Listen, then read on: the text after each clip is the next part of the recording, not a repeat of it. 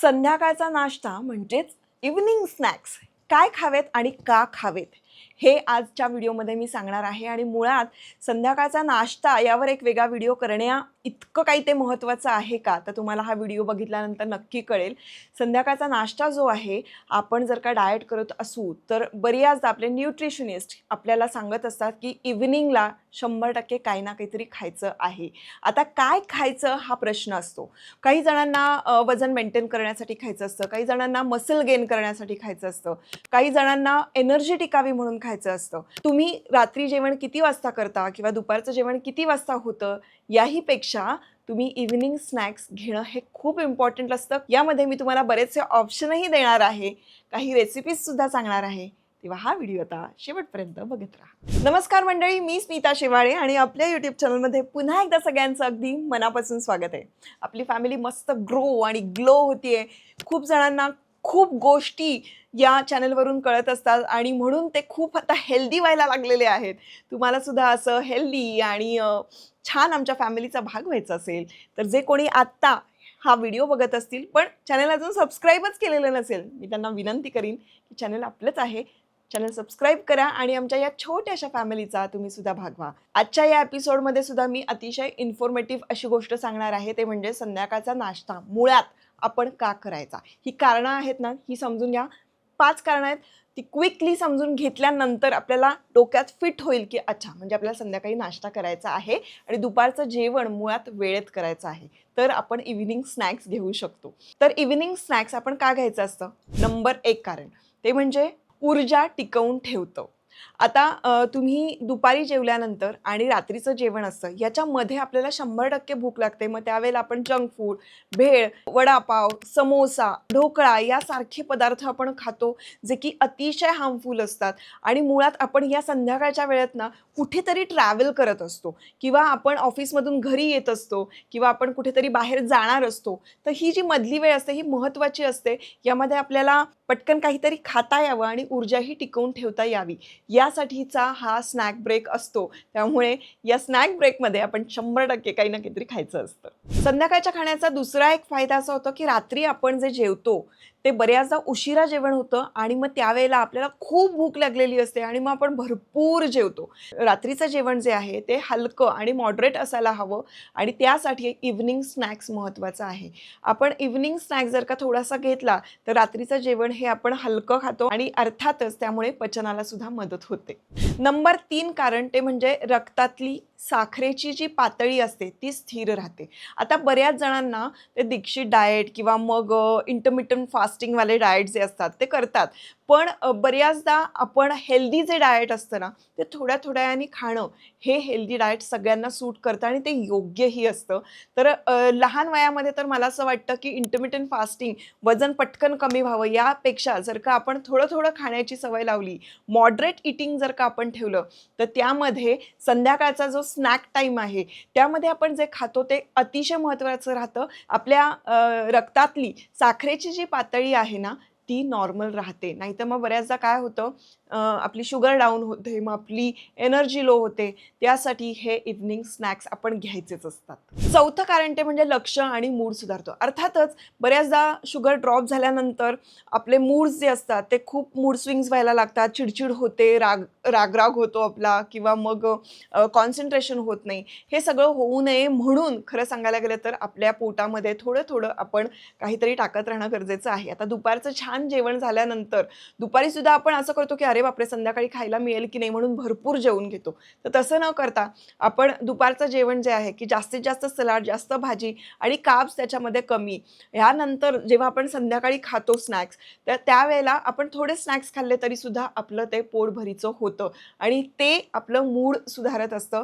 आपण थोड्या थोड्या पार्टनी जर का खाल्लं, आपल्या शरीरामधली जी चयापचय संस्था असते ती रेग्युलेट करण्यासाठी हे मधले मधले स्नॅक्स इम्पॉर्टंट असतात.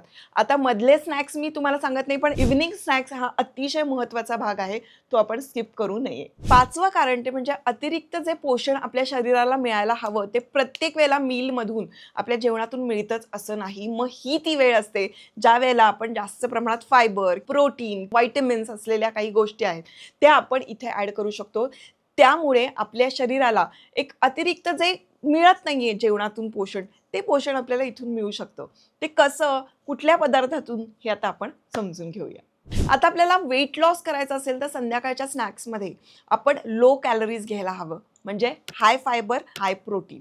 मग त्यासाठी आपण काय खाऊ शकतो, तर हरभरा, म्हणजे एकदा भिजवलेला हरभरा खाऊ शकतो किंवा मग फुटाणे जे असतात ते फुटाणे आपण कॅरी करू शकतो, ते इझिली कॅरी होतात.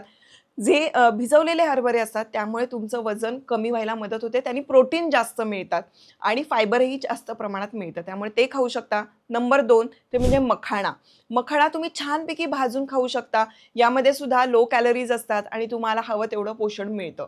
त्यानंतर एखादं फळ आणि बदाम हे खाऊ शकता. बरं, बदाम म्हणजे भरमसाठ बदाम खायचे नाहीत, तर 4 ते 5 बदाम आपण खाऊ शकतो. भिजवलेले असतील तर ते उत्तम असतात. अशा पद्धतीनं जर खाल्लं तर आपली पचन संस्था जी आहे ती बरी राहते, पचवू शकतो आपण. बरं, ॲपल संध्याकाळच्या वेळात आपण का खातो आहोत, जरी आपल्याला वजन कमी करायचं असलं तरी पूर्ण ॲपल खाऊ नका, कदाचित अर्धच खा, पण त्यामध्ये ना आपल्याला ऊर्जा मिळणाऱ्या कॅलरीज असतात आणि ते एक 3 ते 4च्या सुमारास. आता इव्हनिंग स्नॅक्स म्हणते ते अक्षरशः 5च्या आधी व्हायला हवं, नाहीतर मग 5 नंतरचं झालं तर त्याचा काही उपयोग नाहीये. तर 5च्या आधी आपण एखादं अर्धं फळ संध्याकाळी खाल्लं तर ते आपल्याला छान ऊर्जा देत असतं. त्यानंतर तुम्ही उकडलेले असे कॉर्न खाऊ शकता, म्हणजे मका.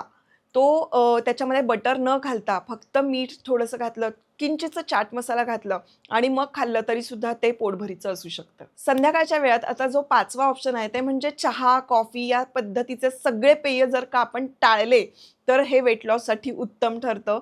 ब्लॅक कॉफी असेल तर हरकत नाही, पण ब्लॅक कॉफी ही 4 नंतर पिऊ नये.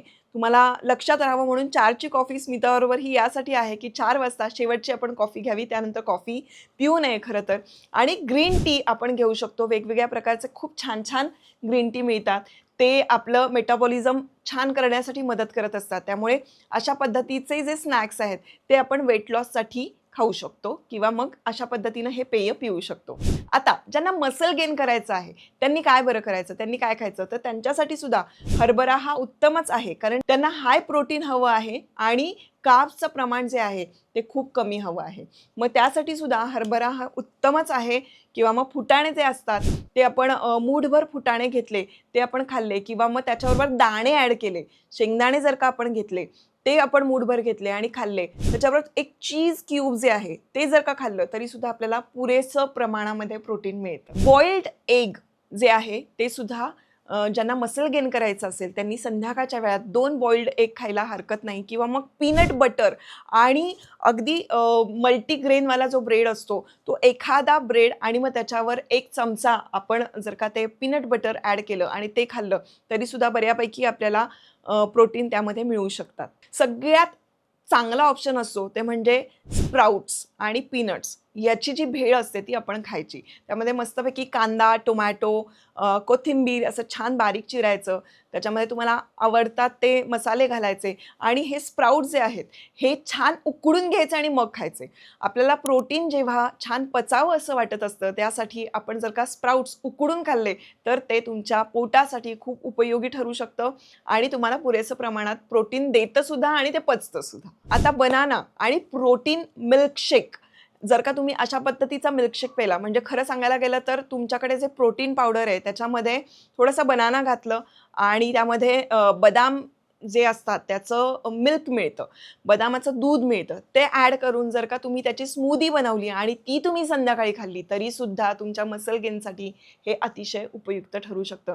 जे कोणी जिम करतात, व्यायाम करतात रेग्युलरली, त्यांना हे अतिशय उपयुक्त असं असू शकतं. त्यामुळे मसल गेनसाठीचा जो मी आत्ता तुम्हाला सांगितलेले आहे, मसल गेनसाठीचे जे ऑप्शन मी तुम्हाला सांगितलेले आहेत ते ऑप्शन जर का तुम्ही एक्सरसाइज करत असाल तर निश्चितपणे इव्हनिंग स्नॅक्समध्ये ॲड करा. आता जनरल हेल्थ बरी असावी म्हणून संध्याकाळी काय बरं खावं, तर अगदी तुम्ही जे घरामध्ये पोहे उपमा बनतात तर ते रेग्युलर जे आपलं पारंपरिक फूड आहे ते संध्याकाळी खायला हरकत नाही, पण ते जेवणासारखं खायचं नाही. ते अगदी थोडंसं छोट्या प्लेटमध्ये बसेल एवढंच आपण खायचं आहे.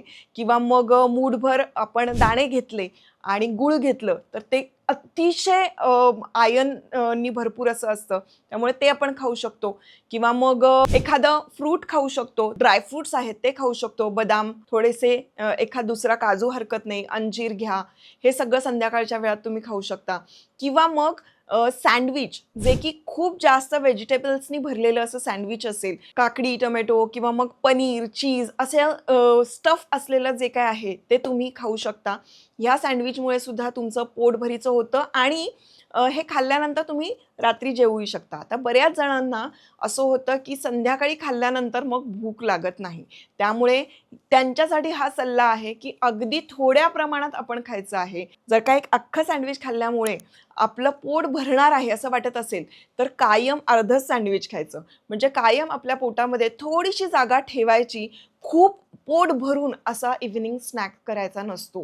हे जे सगळं मी सांगते हे अतिशय थोड्या थोड्या प्रमाणात घ्यायचं असतं, तर आपण रात्री छान जेवू शकतो. आणि इव्हिनिंग स्नॅक्स करायचा कधी, तर तो डेफिनेटली 4:30-5च्या आधी आपण करायचा आहे.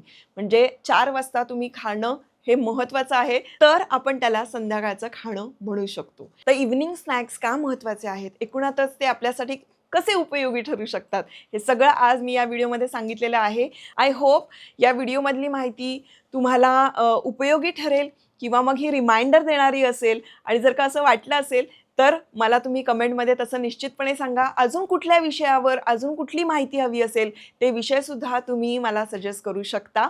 हा व्हिडिओचा आवडला असेल तर आपल्या जवळच्या लोकांना हा नक्की शेअर करा. ज्यांनी कोणी अजून चॅनल सबस्क्राईब केलं नसेल त्यांनी चॅनल सबस्क्राईब करा. आणि भेटूया आता पुढच्या व्हिडिओमध्ये.